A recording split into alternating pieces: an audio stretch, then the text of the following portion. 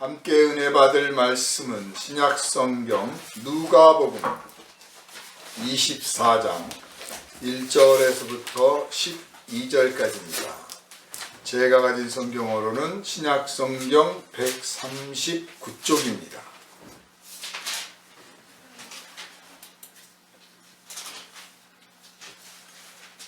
다 찾으신 줄 알고 제가 봉독합니다. 안식 후 첫날 새벽에 이 여자들이 그 준비한 향품을 가지고 무덤에 가서 돌이 무덤에서 굴려 옮겨진 것을 보고 들어가니 주 예수의 시체가 보이지 아니하더라. 이로 인하여 근심할 때 문득 찬란한 옷을 입은 두 사람이 곁에 섰는지라. 여자들이 두려워 얼굴을 땅에 대니 두 사람이 이르되 어찌하여 살아있는 자를 죽은 자 가운데서 찾느냐. 여기 계시지 않고 살아나셨느니라. 갈릴리에 계실 때 너희에게 어떻게 말씀하셨는지를 기억하라. 이르시기를 인자가 죄인의 손에 넘겨져 십자가에 못 박히고 제3일에 다시 살아나야 하리라 하셨느니라 한데 그들이 예수의 말씀을 기억하고 무덤에서 돌아가 이 모든 것을 11 사도와 다른 모든 이에게 알리니 이 여자들은 막달라 마리아와 요한나와 야고보의 모친 마리아라. 또 그들과 함께한 다른 여자들도 이것을 사도들에게 알리니라. 사도들은 그들의 말이 허탄한 듯이 들려 믿지 아니하나 베드로는 일어나 무덤에 달려가서 구부려 들여다보니 세마포만 보이는지라. 그 된 일을 놀랍게 여기며 집으로 돌아가니라. 아멘. 할렐루야. 아멘. 오늘은 어찌하여 살아있는 자를 죽은 자 가운데서 찾느냐 하는 제목으로 함께 은혜를 나누도록 하겠습니다. 우리를 사랑하시는 주님, 우리를 사랑하시되 목숨까지 내어주시는 주님, 우리를 사랑하시되 우리의 죄를 위하여 친히 속죄의 제물이 되기를 기뻐하시는 주님, 이 시간 오직 주님을 증거하고 주님을 찬양하며 주님께 영광을 돌리며 주님의 은혜를 받기 원하오니 말씀을 전하는 사람이나 듣는 사람들 모두에게 성령의 충만함을 부어주셔서 말씀 들을 때마다 깨닫게 하시고 믿음의 확증을 얻게 하시고 결단케 하시며 말씀과 함께 부어주시는 능력을 받아서 세상에서 말씀을 전하고 지키며 가르치며 누리는 삶을 마음껏 살아 하나님께 영광 돌리게 하여 주시옵소서. 우리를 구원하신 예수 그리스도 이름으로 간절히 기도하옵나이다. 아멘. 할렐루야. 아멘. 갈릴리에서 예수님을 따라온 여인들은 예수님이 십자가에 못 박히는 장면을 다 목격하고 그리고 무덤에까지 들어간 장면도 다 따라가서 보고 그리고 이제 집으로 돌아갔습니다. 근데 말 그대로 갈릴리에서 왔기 때문에 집이 아니죠. 그냥 뭐 친척집, 그냥 어디 가서 잠깐 기숙하는 거예요. 그냥 안식일만 지나가기를 바라는 거예요. 그 안식일은 당시에 바리새인들이 또 매우 엄격하게 지켰던 터라서 마음대로 돌아다닐 수도 없습니다. 그럼 마음대로 돌아다니는 일도 없었지만 슬픔도 있고 괴로움도 있고 그래서 그저 그냥 가만히 앉아 있었던 거죠. 그러니까 이 여인들을 이렇게 받아들여줬던 집은 보나마나 예수님의 제자 중에 한 사람이었을 거예요. 그래서 뭐 그게 아주 뭐 잘 살고 넉넉해서가 아니라 다 같이 상심한 처지라 우리 집에 잠깐 머물다 계십시오. 그리고 안식일 지나면 예수님 장례 제대로 좀 치러드리고 그리고 이제 고향에 가시오. 뭐 그랬을 겁니다. 그래서 참 슬픔 가운데 괴로움 가운데 안식일 지나가기만을 기다립니다. 똑같은 날을 맞이하는데 어떤 사람은 새날이 안 밝았으면, 뭐 이자날이 막 다가온다든지, 뭐 좀 앞날이 좀 어둡고 캄캄하고 정말 되는 일이 없는 사람은 날이 밝는 게 무서운 사람들이 있어요. 또 반대로 어서 날이 좀 밝았으면, 뭐 내일 뭐 무슨 뭐 상을 받기로 했다든지 무슨 뭐 돈을 받기로 했다든지 뭐 그러면 막 어서 좀 날이 좀 밝았으면 그럴 거예요. 그런 입장에서 본다면 이 여인들은 어떤 마음이었을까요? 어떤 뭐 기쁨도 아니고 피하고 싶지도 않아. 그저 날이 밝으면 가서 우리가 사랑했던 예수, 우리가 존경하고 따랐던 예수, 비극으로 마친 생을 마친 예수 장례라도 좀 잘 치러드려야지. 그것이 우리가 해야 될 도리고 우리가 표현할 수 있는 최고의 사랑의 표현이다. 이런 마음을 가지고 날이 밝기를 간절히 고대를 했습니다. 정말 정신을 차리기도 전에 그냥 느닷없이 붙잡혀가서 재판받고 십자가에 못 박혔는데 그게 무슨 보통 죄인을 잡아다 가두면 가둬놓고 뭐 재판 날짜를 잡아서 재판을 하고 또 뭐 1심도 하고 2심 판결도 하고 뭐 이렇게 해서 막 뭐 시간이 좀 있잖아요. 예수님 붙잡혀 가서 그날 뭐 재판받고 그날 죽은 거예요. 그래 참 정신을 차릴 수가 없죠. 제자들도 여인들도 예수님을 따라다니던 사람들 모두가 정신을 차리지 못하는 상황에서 예수님은 십자가형을 받아서 숨지셨고, 그리고 그 눈 뻔히 뜨고 보는 앞에서 십자가에 못 박혀 무덤에 들어가는데 장례식도 제대로 못 치르는 거예요. 그냥 그 니고데모하고 그 아리마대 사람 요셉이 가서 장례 치르는 것을 멀찌감치 바라만 보는 거죠. 참 사랑하는 사람의 장례조차 제대로 치르지 못한다라고 하는 그 비극적 감정이 우리에게 딱 느껴집니다. 왜 하나님께서 이렇게 하셨을까?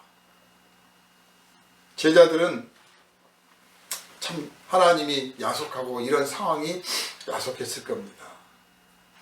그리고 어김없이 새날이 밝았습니다. 피할 수 없는 날이죠.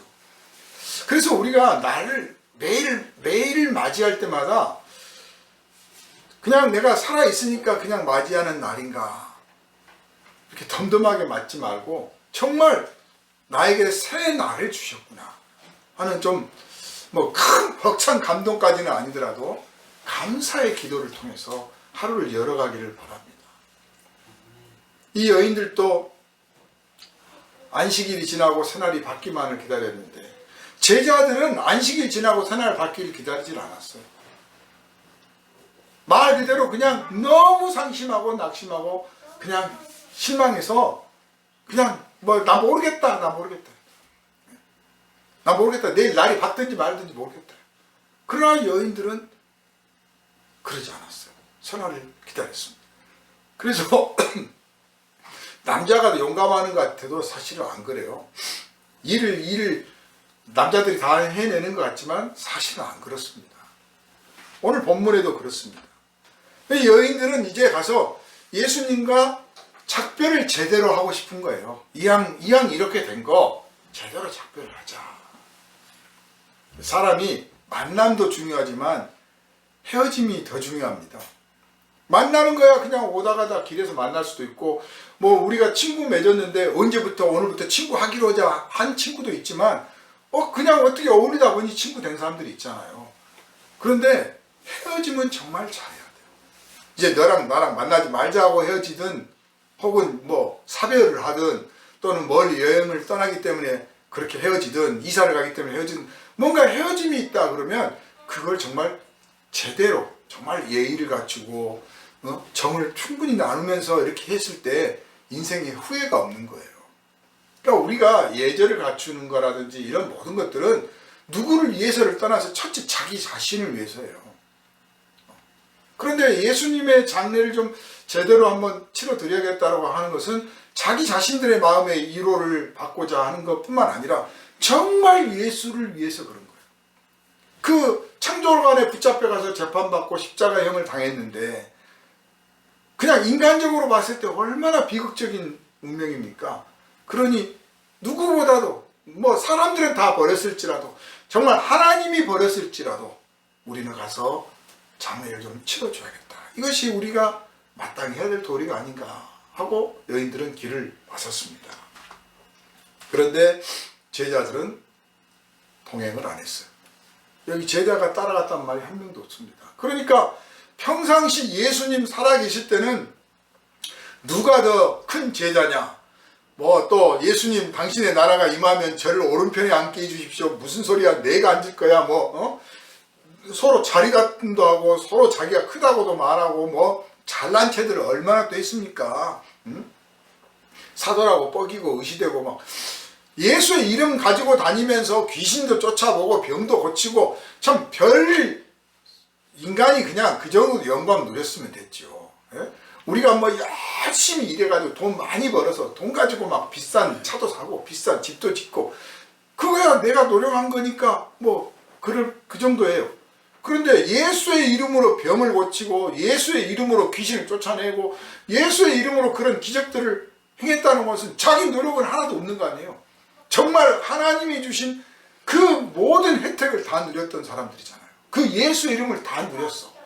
그리고 예수 제자라는 사실을 정말 뻐기고 자랑했어요. 그랬던 그들이 막상 예수님 십자가에 못 박히고 무덤에 들어가니까 얼마나 쫄았던지. 물론 낙심한 게 크죠. 그래서 코빼기도 안 비칩니다. 뭐 이분들을 비난하자는 것도 아니고 하나님도 이 사람들을 탓하는 게 아니에요. 인간이란 존재가 그렇다는 말이에요. 인간이란 존재가 뭐 달면 삼키고 쓰면 뱉는 그런 상황은 아니잖아요. 정말 뻐기고 자랑했다가도 한번 실망하고 낙심하면 걷잡을 수 없이 무너져요. 그래서 예수께서 기도를 가르치실 때도 너희는 낙심하지 말라 그랬어요. 네? 마음이 막 떨어지려고 할 때 이 마음이 툭 떨어지도록 놔두면 안 돼. 그 내버려 두면 한 번 낙심하면 이게 회복이 잘 안 돼요. 그런데 뭐 큰 사고가 나야만 낙심하는 게 아닙니다. 알고 보면 사소한 것에도 낙심할 수 있어요. 그래서 내 다시는 이제 하나 봐라. 막 이러면서 자기 스스로 막 포기하게 되는데 그렇게 해버릇하면 회복이 잘 안 되는 거예요. 제자들은 슬픔에 빠져 있었고 낙심했습니다. 무엇보다도 하나님이 어찌하면 예수를 이렇게 할 수 있냐요. 여태 우리는 예수님이 하나님이 보내신 선지자라고 확신하고 있었는데 그 선지자를 십자가에 못 박아 죽도록 내버려 두셨으니 하나님이 어찌 이럴 수 있느냐. 이거 우리가 오해한 게 아닌가. 가짜 아닌가. 이럴 수는 없는데 그러니까 다 무너져도 돈이 없어도 건강이 없어도 뭐 사랑하는 사람한테 좀 배신을 당해도 그래도 견딜 수 있는데 이 믿음이 무너지면 방법이 없는 거예요. 예수가 하나님의 아들이다라고 고백할 만큼 예수를 믿었고 예수는 틀림없는 하나님의 선지자라고 확신했는데 하나님의 나라를 일으킬 분이라고 확실히 믿었는데 그 예수가 눈 빤히 뜨는 보는 앞에서 십자가에 못 박혀 처형을 당했으니 자기들이 가지고 있는 모든 가치가 다 무너져 버린 거예요. 신앙이 무너지는 거예요. 그래서 우리도 다른 건 다 빼앗겨도 믿음은 빼앗기면 안 되고 다른 거 다 무너져도 믿음이 무너지면 안 되고 다른 거 다 허물어져도 믿음이 허물어지도록 내버려두면 안 되는 거예요. 이 제자들은 너무나 인간적인 사람들이라 아직 완전히 변화받지를 못했어요. 그냥 평범한 사람들이죠. 그래서 실망해서 숨어 있습니다. 우리 다녀올게요. 다녀오시오. 같이 가자는 말도 안 하는 거예요.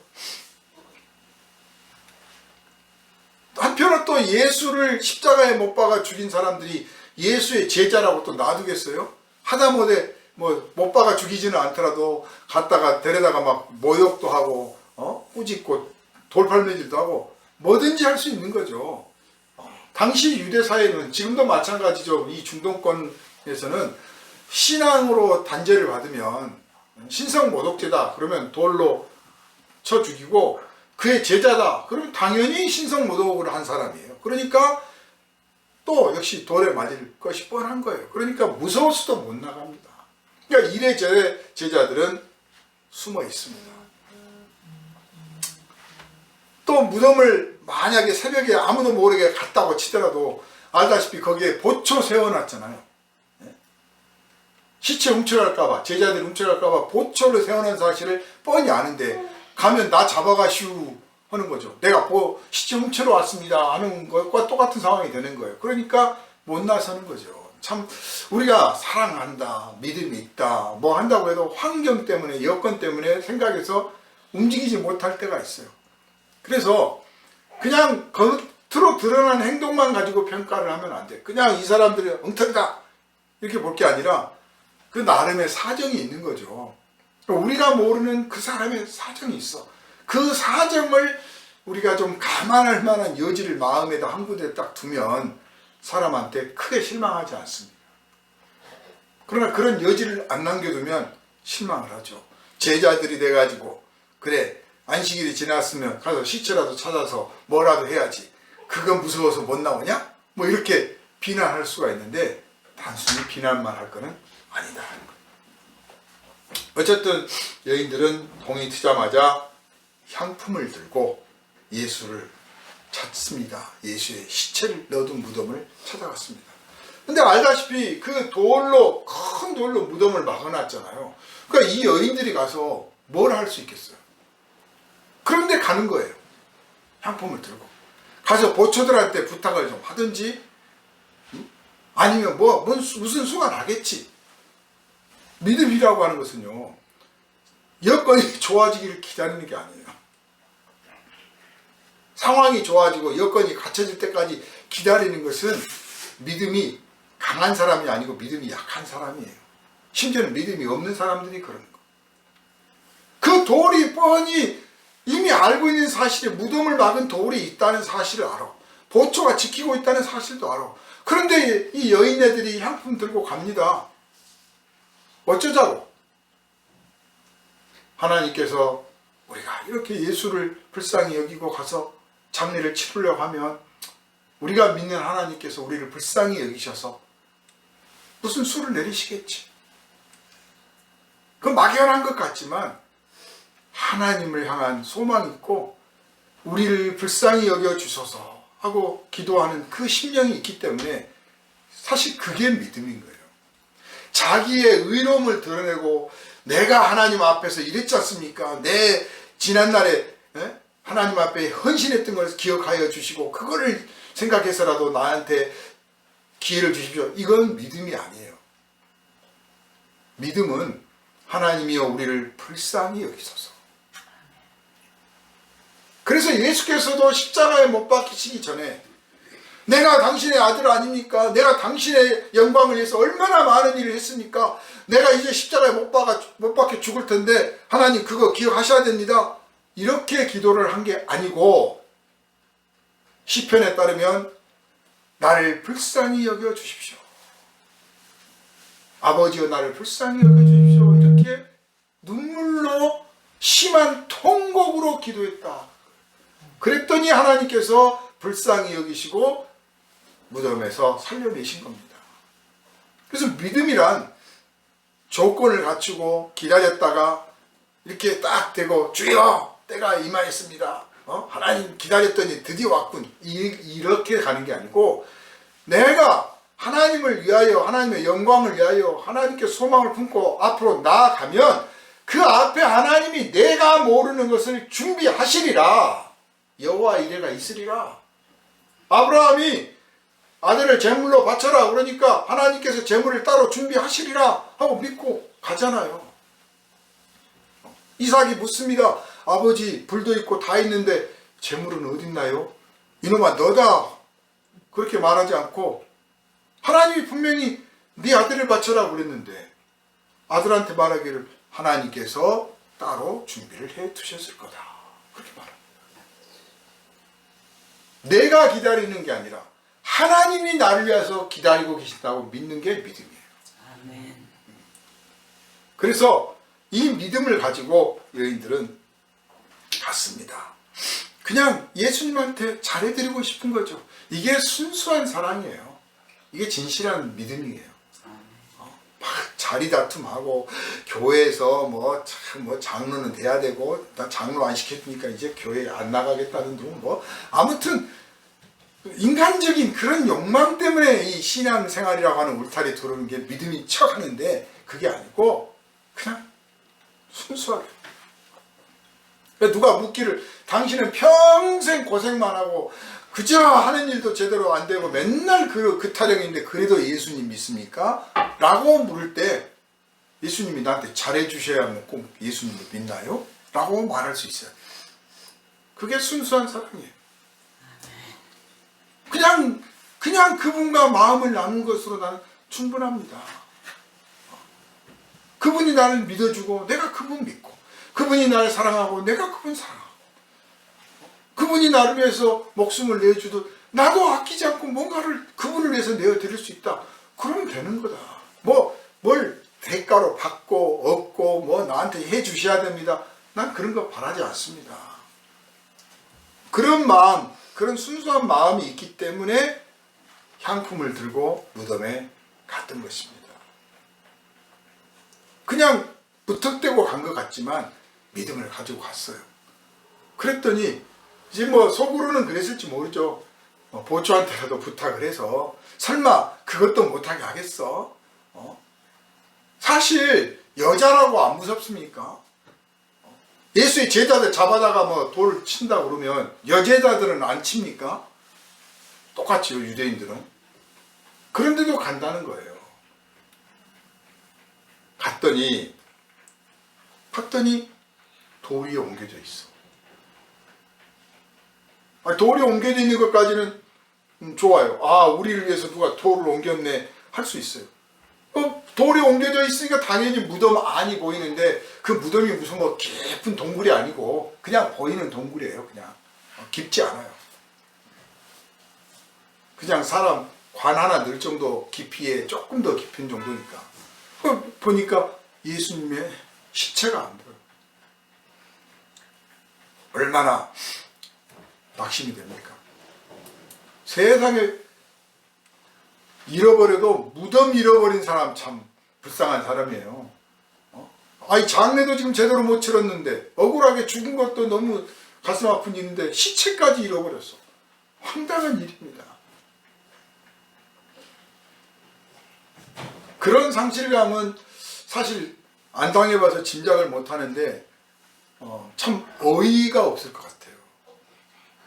이게 무슨 일이냐. 설마 죽은 사람이 살아났다고 생각은 않겠죠. 죽었던 사람이 살아나서 걸어 나갔다고 생각은 않고 아니 세상에 훔쳐갈 게 없어서 예수의 시체를 훔쳐가냐. 저같이 이제 불평 많은 사람은 이놈들이 예수님 십자가를 못 박아 죽이더니 이제는 시체까지 갖다가 어디다 버렸나 보다. 막 이제 보이지도 않는 그 대제사장과 공회 사람들 막 욕하고 비방했을 것 같아요.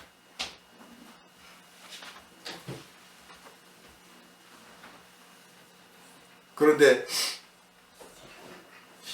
번쩍이는 옷을 입은 두 사람이 옆에 어느 틈에 와서 서 있는 겁니다. 어찌하여 살아있는 사람을 죽은 자 가운데서 찾느냐. 저는 이 본문 준비하다가 이 말씀을 읽고 사실 뭐 늘 묵상하는 중이지만 큰 영감을 받았어요. 어찌하여 살아있는 자를 죽은 자 가운데서 찾느냐. 우리 입술로는 살아계신 하나님, 말로는 늘 살아있는 하나님이라고 합니다. 그런데 우리들이 하는 짓은 하나님이 죽은 것 같이 행동을 합니다. 저 우상을 찾듯이 하나님을 찾으려 하고 우상을 모시듯이 하나님을 모시려고 해요. 하나님이 살아계신다라고 하는 것은 하나님 당신 마음대로 움직이신다는 뜻이에요. 내가 오라 하면 오고 가라 하면 가는 게 아니고 당신이 오시고 싶으면 오시고 가시고 싶으면 가시는 거예요. 하다못해 비둘기 한 마리도 이리 와 하려면 좀 달래야 되잖아요. 하나님 오십시오 하려면 말로만 주야 오십시오만 악바락바락 쓰지 말고 오실 분위기를 만들어 드려야 돼요. 하나님 오시기 좋게. 그래서 요한이, 세례자 요한이 너희는 주의 길을 예비하라 외치며 다닐 때 너희가 그렇게 하나님이 오시기를 그렇게 바라면서도 정말 하나님이 오실 준비를 했느냐. 하나님이 오셨을 때 그분을 고이 모셔드려야 되는 거 아니에요. 정말 좋은 길에 좋게 모셔드려야 돼. 그러니까 골짜기는 메우고 산은 낮아지고 교만한 사람은 겸손해져야 되고 비굴했던 사람은 마음을 일으켜서 서로 싸우고 미워했던 사람들이 서로 용서하고 치유하고 그래서 정말 평화로운 가운데 와야 되는 거예요. 그러니까 하나님의 은혜를 받으려 하면 어떠냐? 막 싸우고 다투고 원망하고 불평하는 가운데 주여 왜 저는 이렇게 은혜를 안 주십니까? 이래서 은혜가 있는 게 아니고 아무리 악을 써도 안 되는 거예요. 마음의 평화를 누리고 용서하고 내가 먼저 죄진 사람 용서해주고 내가 지은 죄가 있으면 먼저 용서를 청하고 이렇게 해서 마음에 하나님 앞에 설 수 있는 거룩함들이 있는 곳에 진짜 하나님의 은혜가 임한단 말이에요. 그게 첫 번째 도입 과정인 거죠.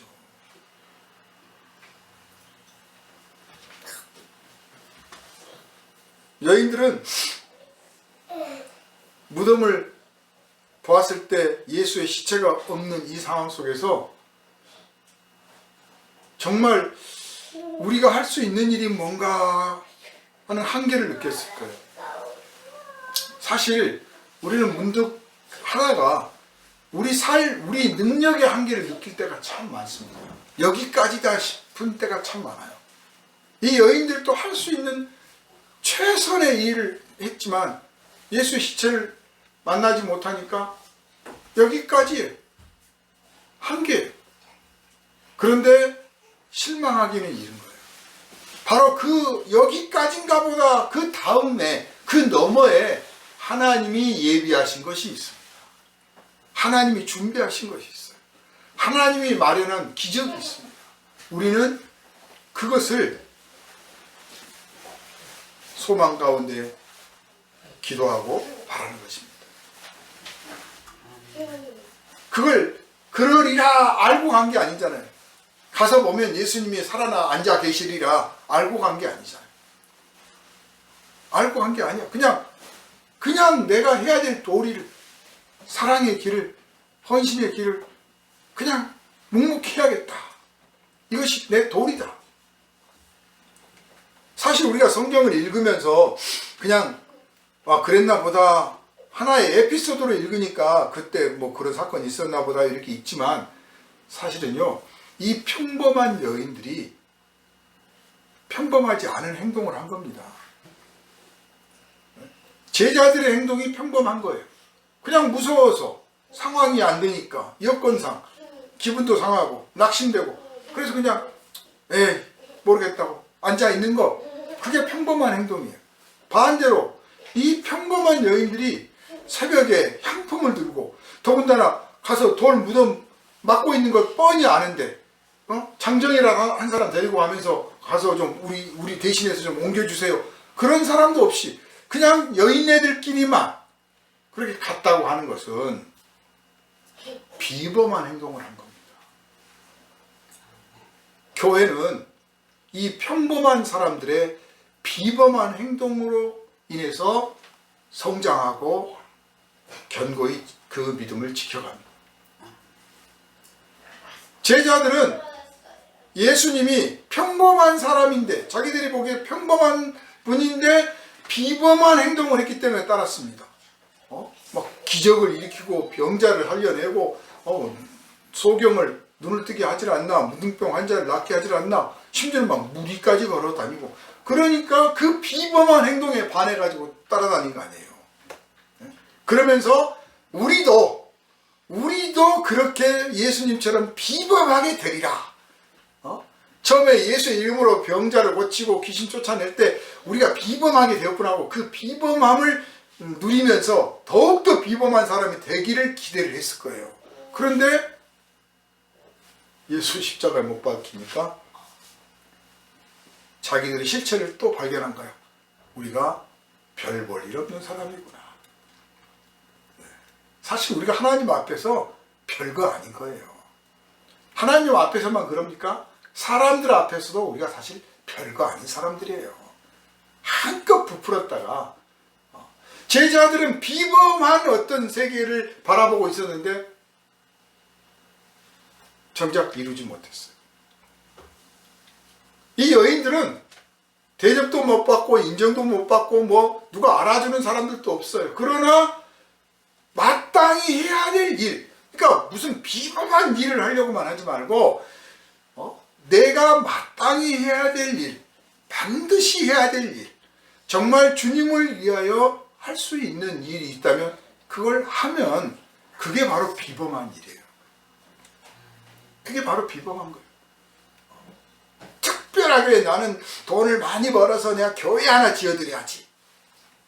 비범하려고 한 거예요.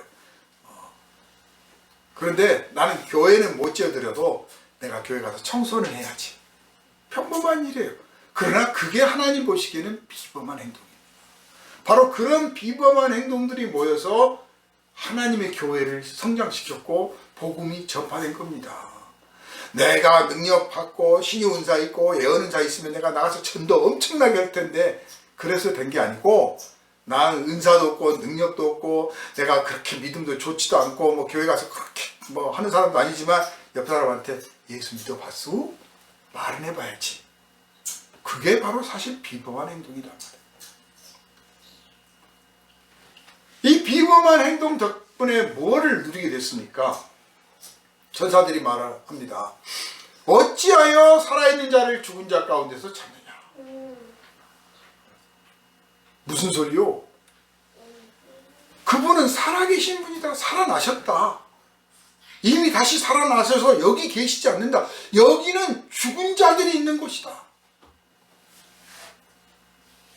죽은 자들이나 있는 곳이지 그분은 살아계신 분이다. 그분이 말씀하시기를 언제부터 말씀했느냐? 갈릴리에서부터 말했다는 거예요.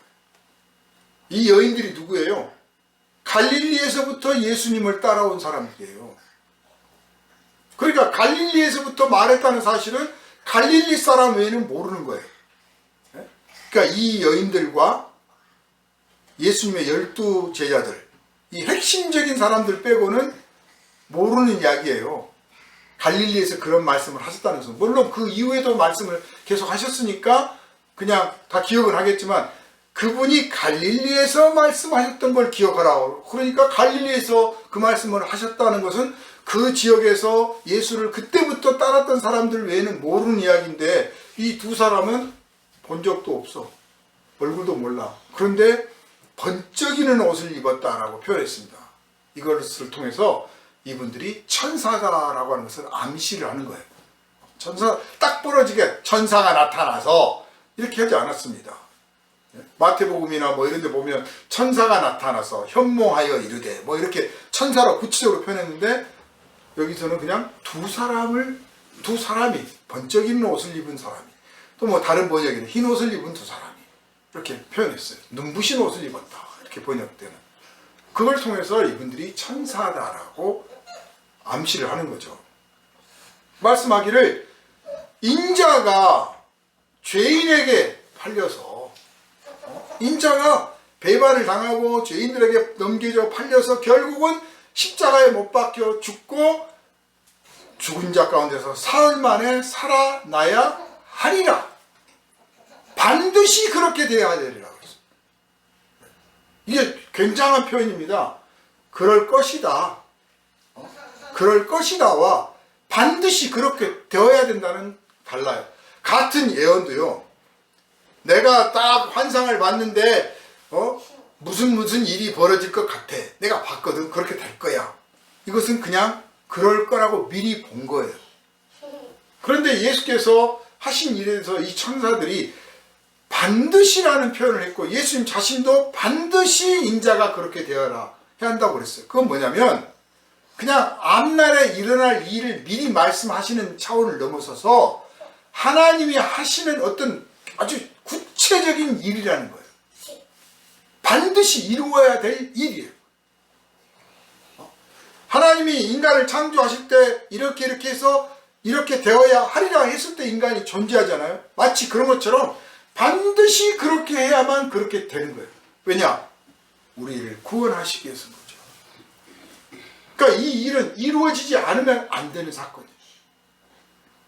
예수 십자가의 사건은 하다 보니 된 사건이 아니라 그 말이에요. 어찌어찌 하다 보니까 된 사건이 아니라는 거예요. 우리 인생 가운데서도요, 어찌어찌 하다 보니까 된 일이 있고 반드시 내가 이건 주를 위해서 내가 해야 하리라 한 일이 있어요.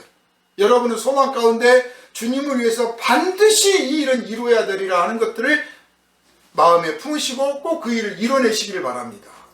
그 일이 뭐 엄청난 일이 아니라도 좋아요. 예수님은 우리를 위해서 죄인이 되시는 십자가를 지시는 일을 했습니다. 우리는 예수를 위해서, 우리 형제와 이웃들을 위해서 십자가는 아니더라도 다른 일을 얼마든지 할 수 있어요. 그것을 예수님 표현하시기를 자기 십자가를 져야 하리라고 했어요. 그래, 내가 평생 살면서 이거 하나는 꼭 내가 하리라. 그걸 반드시 뭐 무슨 물질로만 할 게 아니라 내 몸을 드릴 수 있는 일로, 내 몸을 할 수 있는 일 얼마든지 있잖아요. 찬양도 할 수 있고, 기도도 할 수 있고, 뭐 음식도 할 수 있고, 청소도 할 수 있고, 뭐 자원봉사도 할 수 있고, 돈 안 쓰고 뭐 안 해도 우리가 내 몸을 들여서 할 수 있는 것들이 많아요. 마음을 들여서 할 수 있는 것들. 이걸 내가 반드시 해야 되리라 하는 것들을 반드시 이루시고, 이런 소망을 품게 해주신 주님 찬양 드려야 돼요. 예수님은 이 소망을 품고 이 소망을 지키셨습니다. 이루신 거예요. 그 소망이 하나님께서 주신 소망인 줄 안 거예요. 성경에 예언된 말씀이요, 당신의 마음속에 내가 십자가를 지고 저 제자들을 위해서, 죄인들을 위해서 내가 십자가를 짐으로써 이 피를 흘려 죄사함을 얻게 하는 속죄의 제물이 되리라. 내가 반드시 그러리라. 이 마음은 하나님이 주신 마음이구나. 아버지가 나한테 주셨구나. 내가 반드시 그 뜻을 순종해야 하리라. 그래서 결국 그렇게 되셨다는 거예요. 그랬더니 반드시 인자가 십자가에 못 박혀 죽고 그래서 반드시 살아나야 하리라. 하다 보니까 살아난 게 아니고 반드시 살아나야 하리라 하신 말씀대로 살아나신 것인 줄 믿으시기를 바랍니다. 그래서 예수 앞에서 이 평범한 여인들이 정말 마땅히 해야 될 도리, 마땅한 본문들, 순수한 사랑의 표현, 순수한 믿음의 표현을 가지고 예수를 찾았더니 이들이 누리게 된 게 뭡니까? 예수 부활의 첫 번째 증인이 된 겁니다. 할렐루야. 예수 부활의 증인이 됐어요. 기적을 본 거예요. 기적을. 우리 기적을 보기를 원하잖아요. 기도가 응답받기를 원하잖아요. 눈앞에서 지금 기적이 일어난 겁니다. 예수가 다시 살아나셨대. 그런데 뭐 누워 계시던 예수님이 쫙 꿈틀거리면서 일어나는 장면을 봤으면 뭐 박수도 치고 막 만세도 불렀겠죠. 그런데 예수님의 시체는 안 보이고 천사들이 말씀하는 증언을 해주는 거야. 예수가 다시 살아나셨다. 확실한 증언을 받았습니다. 그래서 여인들은 그 말을 듣고 보니까 주님께서 하셨던 말씀이 기억이 났어요. 그래, 맞아.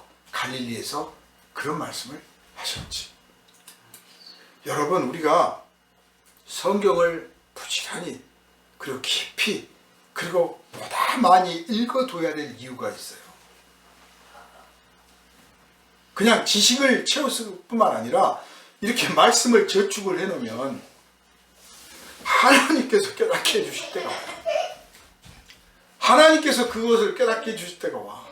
아, 성경 말씀이 있는데 이 말씀이 이루어졌구나. 발견할 때가 와요. 마태복음 보면 주의 말씀을 이루려 하심이라, 또는 주의 말씀이 이루어졌다, 이런 표현들이 나오잖아요. 그런 표현을 한다는 이야기 자체가 그런 말씀을 내가 기억하고 있다는 뜻이에요. 예수님의 제자들은 알다시피 유대인들입니다. 즉 어려서부터 탈무드를 읽고 토라를 읽었습니다. 배웠어요. 그래서 암송하면서 지금 우리 교회에서야 뭐 그렇게 하지 않잖아요. 그러나 뭐 중동을 가면 무슬림이나 유대인들 자기들 경전을 어려서부터 외워요. 그거 다 외워야 12살 때까지 외워야 성년식을 치러주고 통과를 합니다. 평생에 마음에 담아두라는 거죠. 그런데 이 말씀을 알아뒀지만 깨닫지를 못할 때가 많았는데 예수의 제자들은 예수님 따라다니면서 이 말씀이 이걸 두고 하신 말씀이구나, 이 말씀이 이루어졌구나, 이 말씀이 이루려고 하시는구나, 말씀이 생각나는 거예요. 그렇듯이 우리도 이 말씀을 많이 배우고 많이 읽고 깊이 읽고 말씀을 사랑하면 이 말씀의 뜻이 이거였구나, 이 말씀이 이루어져 있었구나, 이 말씀을 나한테 깨닫게 하시니 나한테서 이루어지려고 하시는구나. 이 성령께서 우리를 쓰실 수가 있는 겁니다. 성령의 감동을 받을 수가 있고 누릴 수가 있어요. 그리고 전도할 때 그냥 단순하게 예수 믿으세요, 그게 아니라 성경에 이런 말씀이 있는데 이런 말씀이 꼭 이럴 때 이루어집니다. 말씀이 살아있다고 하는 걸 전할 수가 있게 됩니다. 여인들은 말씀이 생각났습니다. 그래, 맞아. 말씀이 생각이 나니까 의심이 풀렸어요. 두려움도 사라졌어요. 예수님 시체 어디 갔어?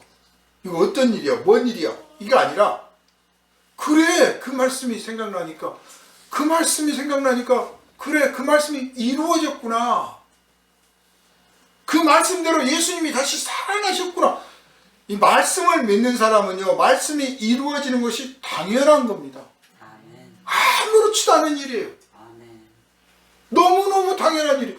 그래서 이 당연한 사실, 확실한 이 사실을 달려가서 제자들한테 알려줍니다. 갔더니 이러이러합니다.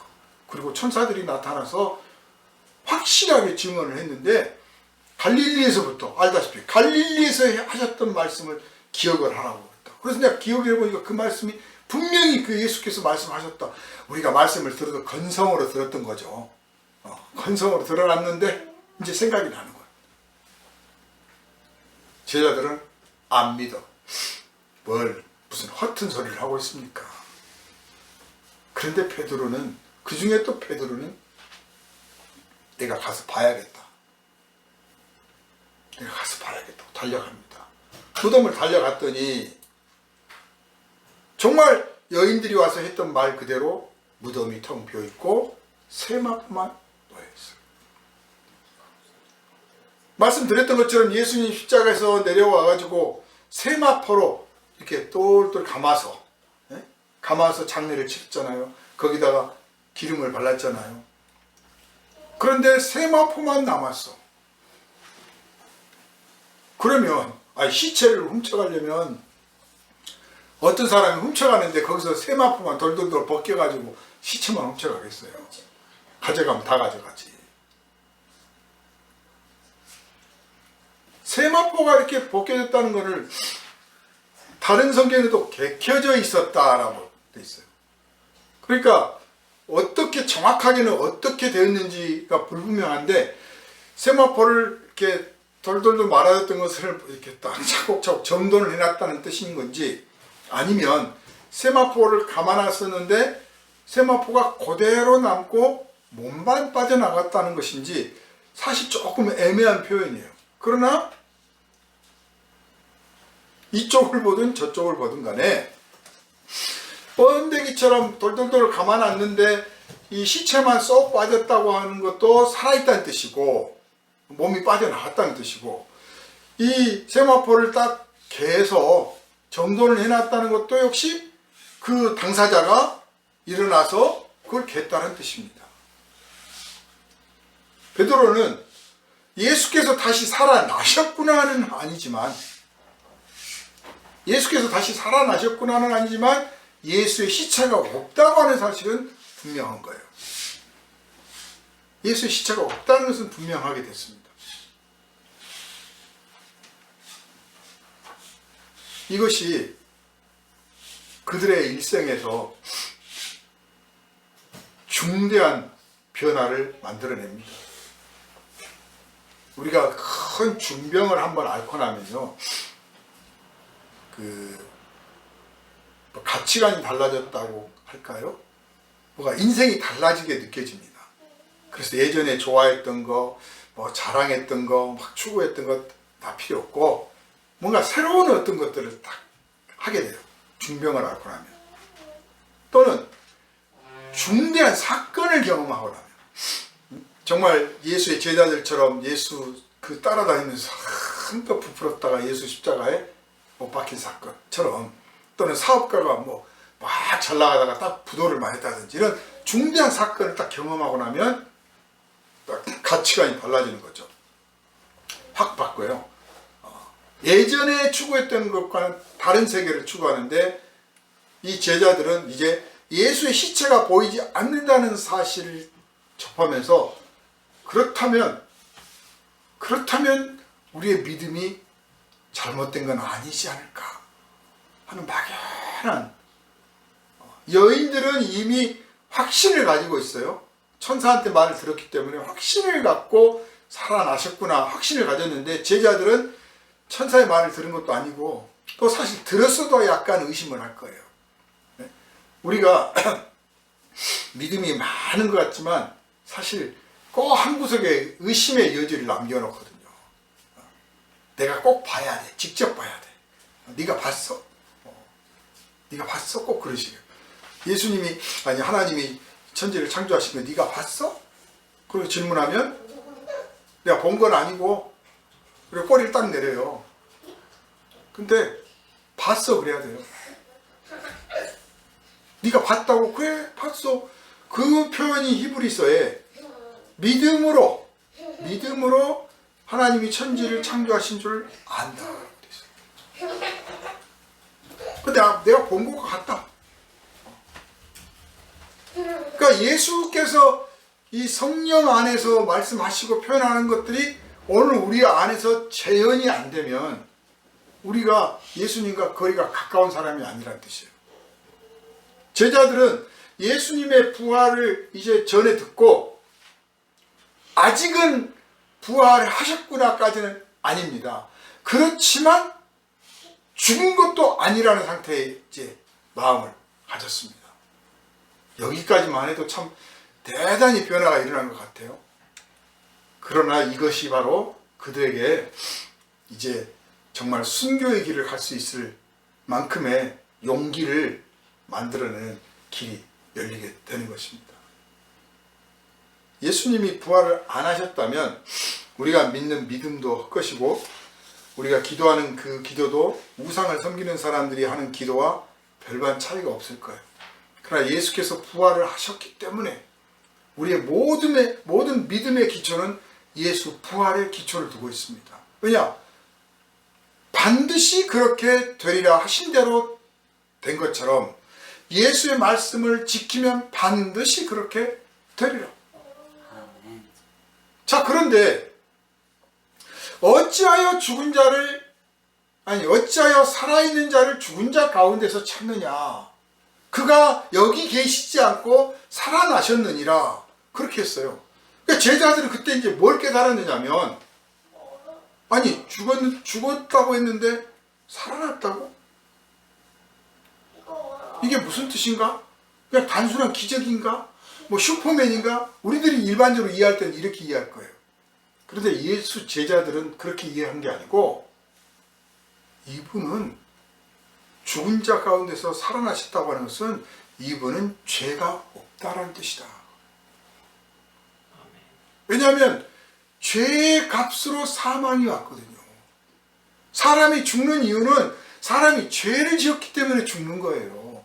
첫사람 아담이 죄를 지어서 사망이 이 인류 사회에 들어왔고, 그 후손이기 때문에 다 죄 안에서 태어났고, 그래서 죄 가운데 태어나서 죄 가운데 살다가 죄 가운데 죽는 거예요. 그런데 예수님이 다시 살아나셨다고 하는 것은 예수님이 죄가 없다는 뜻이고, 예수님이 죄가 없기 때문에 예수를 믿는 사람들도 죄가 없는 의인이라고 하나님 앞에 인정을 받게 된다는 거예요.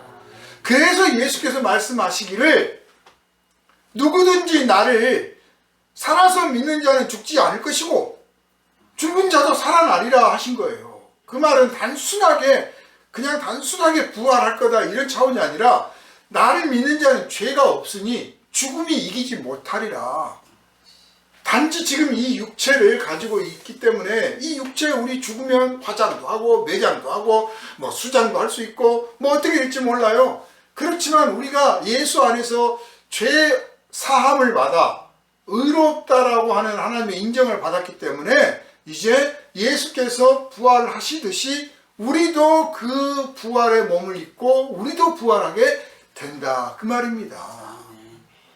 제자들은 예수님이 죽은 자 가운데서 다시 살아나셨다고 하니 시체가 없고 분명히 천사들이 그렇게 말씀을 전했다는 것을 들었으니 그렇다면 예수는 죄가 없다.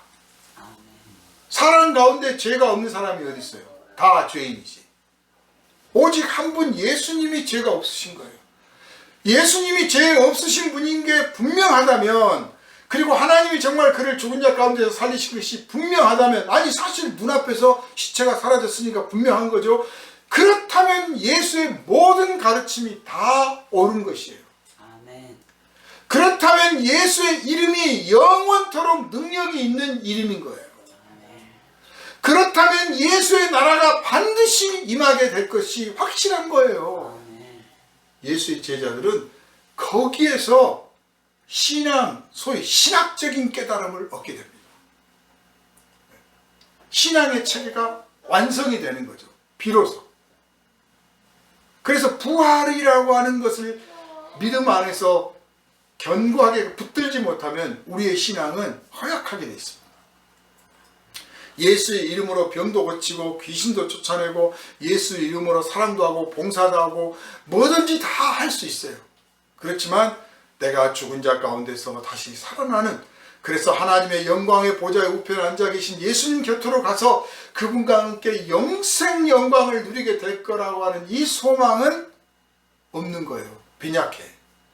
그러니까 죽음이 무섭고 병드는 것이 무섭고 실패가 무섭고 사람들이 외면한 게 무섭고 그냥 자꾸 연약해질 때가 많죠.